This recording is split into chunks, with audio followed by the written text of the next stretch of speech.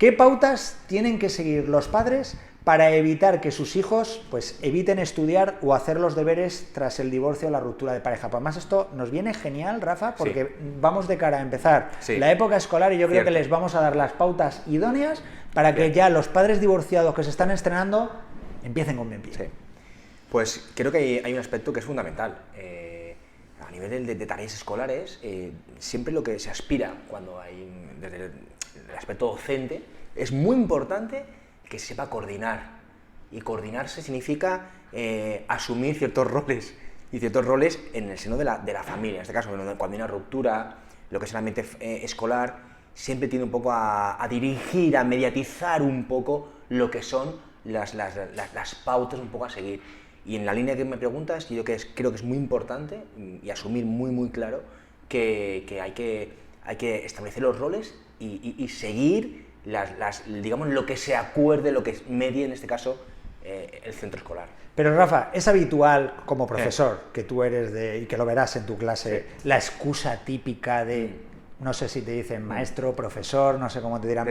De todo, ¿no? Profesor, no pude hacer los deberes porque me los dejé en casa de mi padre. O cuando vienen de estar en casa de su padre, se los han dejado en casa de la madre. Yo creo que entre niños de padres divorciados es la excusa de oro, ¿no? Perfecta. La excusa esa es perfecta la primera vez. Hasta que ya siento, en este caso, al niño y se llega con él a un acuerdo y decirle, mira, tu vida, tus circunstancias personales, las tienes que controlar tú. Y tú tienes capacidad de sobra. Yo siempre les doy mucha confianza para que ellos descubran que en ellos está la capacidad para solventar ese problema. Por supuesto, ya se ha hablado previamente con los padres y se intenta que él tome las riendas de esa circunstancia. Que no sea una justificación o que no use como moneda de cambio el hecho de que, bueno, como estoy con mi padre hoy, me eximo de ciertas cosas, cuando estoy con mi madre me eximo de otras. Porque entonces lo que pasa es que los niños aprenden a utilizar la separación de sus padres en beneficio propio. ¿Cómo se soluciona esto? Como estoy contando, haciéndoles responsables de la situación que llevan entre manos. Por supuesto, que se me ha olvidado las tareas. No. ¿Qué es lo que utilizamos para gestionar las cosas? La agenda. En esa agenda, por ejemplo, es un acuerdo que llegamos, y esa agenda aparece reflejado en las tareas, que ha de ser firmada, por ejemplo, por el padre y por la madre. Por lo tanto, todos son conscientes de la circunstancia y las consecuencias que conlleva que el niño, en ciertas edades que ya son edades superiores, son conscientes y pueden manejar las circunstancias. Claro. Y normalmente en edades inferiores, a una etapa infantil o una primaria, en la etapa primaria, en los niveles más bajos, eso ya es diferente, se gestiona más con las familias. Pero en edades superiores, ellos sí tienen capacidad para hacerlo.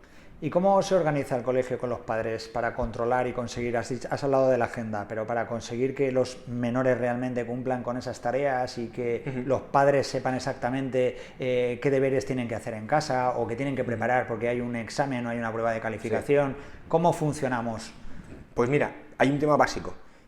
Hablamos antes del seguimiento. Ese seguimiento es muy importante hacerlo, vertebrarlo, por decirlo así, en diferentes ramas.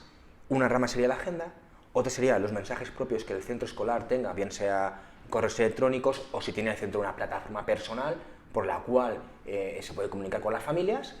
Y la otra vía sería la vía de comunicación telefónica, es decir, las tres vías son complementarias y además intentan abarcar o no sobresaturar la agenda, no sobresaturar otras medidas que puedan. De esa forma, ¿cómo se consigue? Muy fácil, que muchas veces esos menores que están en el centro escolar, que muchas veces no saben por dónde van, cuidado, que aquí acuérdate que un mensaje, ese deber que tienes que hacer, que sí, que sabes que estás con tu padre, pero tienes que planificarte antes y que no sirva de excusa para romper la dinámica. Y Rafa, cuando tenemos enfrente un padre o una madre que omite por completo este tipo de tareas porque... Ocurre.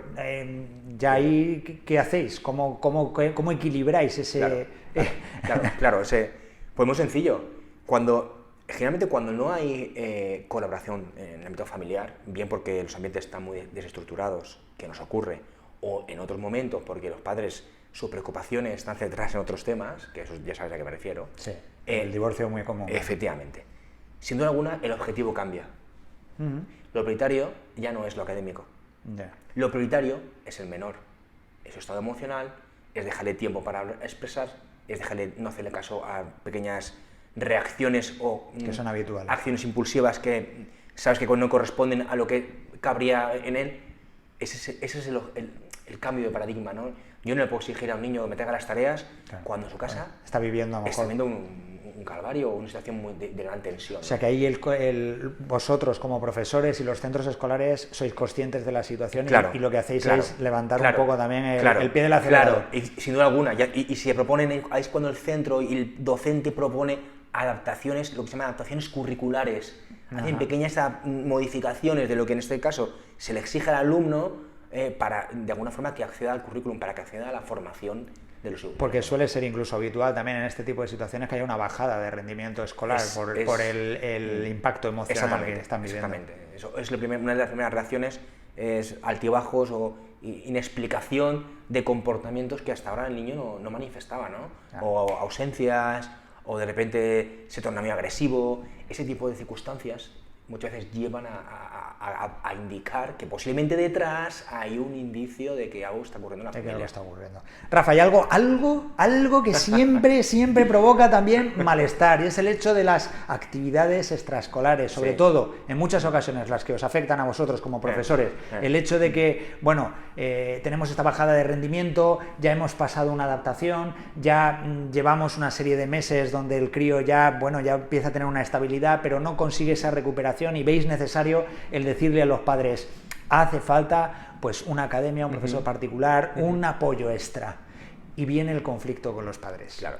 ¿Cómo nos coordinamos? ¿Cómo podemos ver esa labor para que el profesor o el centro escolar actúe de unión entre los padres más que de desunión? ¿Cómo lo hago?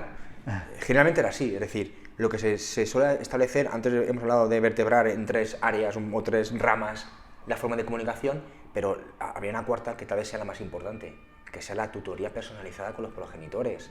Es decir, en esa tutoría se levanta un acta, o se debería de levantar un acta de acuerdos con cada una de las partes, de forma que lo que se acuerda allí y los consensos aparecen ahí reflejados, y tiene sentido o coherencia llevarlos a largo plazo o planificar unas actividades extraescolares, y siempre de alguna forma es como que se invita a los padres a tomar ciertas medidas o a recomendar ciertas actuaciones que van en pro de y beneficio de su hijo. Y como ya no están propuestas por la otra parte, parece como que las partes lo toman como con un poco más de uy, lo está recomendando el profesor, ¿será que esto va a ser beneficioso? Porque uno de los conflictos que se viven en los divorcios es, como lo pides tú, malo, esto ya es un no, ya es una negativa de entrada. O sea que ahí el profesor tiene una labor de pacificador un poco, ¿no? De casco azul, hace ahí un poco de... Sí, hace de mediador. De mediador. Muy bien, pues Rafa, a ver, esto es una pregunta que de verdad, yo tenía muchas ganas de hacerla. ¿Dedican muchas horas nuestros hijos a los estudios, Rafa? Pues mira, en esa línea yo creo que cuando analizan los estudios, las estadísticas que analizan cómo están los sistemas educativos de los países en Europa, es curioso, pero muchas veces caemos en ese error, en el error de creer que por mandar más tareas a casa los alumnos rinden más. Hay un cambio de paradigma.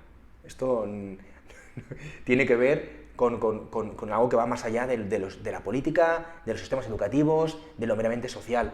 Hay un cambio de paradigma, y en este cambio de paradigma lo que prima ya no es el hacer, prima la interacción humana, prima los trabajos en equipo, prima el trabajo cooperativo que está ahora en auge, y sobre todo prima el talentismo. Entonces, el sistema industrial que todos hemos conocido de horas de trabajo, horas de estudio, está costando mucho romperlo. En un país como este, los propios centros educativos te exigen que estés un número de horas en el centro, o te exigen que hagas un número de... Hay que dejar de cuantificar y hay que dar calidad a lo que hacemos. Y en esa línea hay que trabajar. Y creo que, lo que hemos comentado, como se ha roto el sistema de producción masiva, lo que hay que buscar es ese talento y potenciar las habilidades que cada niño cada alumno tiene dentro. Totalmente, porque además lo que estamos viendo ahora mismo es que los centros escolares se han convertido en una especie de aparcaniños para que los padres y los adultos puedan realizar sus largas jornadas de trabajo, y lo que hay que hacer es, bueno, metemos actividades como sea para completar unas jornadas maratonianas que en muchas ocasiones tú dices, madre mía, si es que los críos hacen realmente auténticas maratones. Es una locura. Te pones a analizar la cantidad de horas que un alumno está en el centro escolar y dices, vamos a ver, estamos reproduciendo el modelo que tenemos los adultos, que es totalmente equivocado en nuestros hijos, y no nos percatamos de que la calidad, el tiempo que pase con ellos, pero claro, es un problema que viene instaurado de raíz en la sociedad.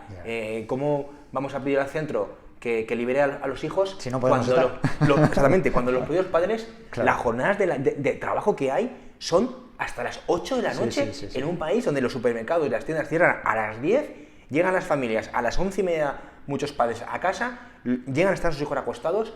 Es un ciclo que cuesta romper. Por eso la tendencia a aspirar a Europa, esos modelos de educación en el que son jornadas de mañana, sería una solución viable para que la educación, o para que en este caso hubiera más conciliación familiar. La conciliación, que ahora mismo es simplemente una ilusión, porque realmente no se da, no se aplica. Es complicada. Pues Rafa, muchísimas gracias, de verdad. Creo que hoy hemos tocado unos temas fundamentales para principio del curso escolar, que van a ayudar a muchos padres, a muchas madres, y que van a dar tranquilidad y que van a hacer, bueno, pues que esta vuelta al cole sea un poco diferente, a ver si conseguimos que rebajemos un poco el conflicto y que los padres divorciados poco a poco pues vayan viendo el divorcio de otra manera, porque es lo que pretendemos desde Casas Empere Abogados. Rafa, te esperamos muy pronto, y solo decirles a las personas que nos están viendo, si queréis saber de qué vamos a volver a hablar con Rafa, solo tenéis que suscribiros a nuestro canal, darle me gusta a Facebook, y muy pronto tendremos una nueva entrevista donde vamos a hablar de muchísimas cosas con Rafa. Hasta luego. Chao.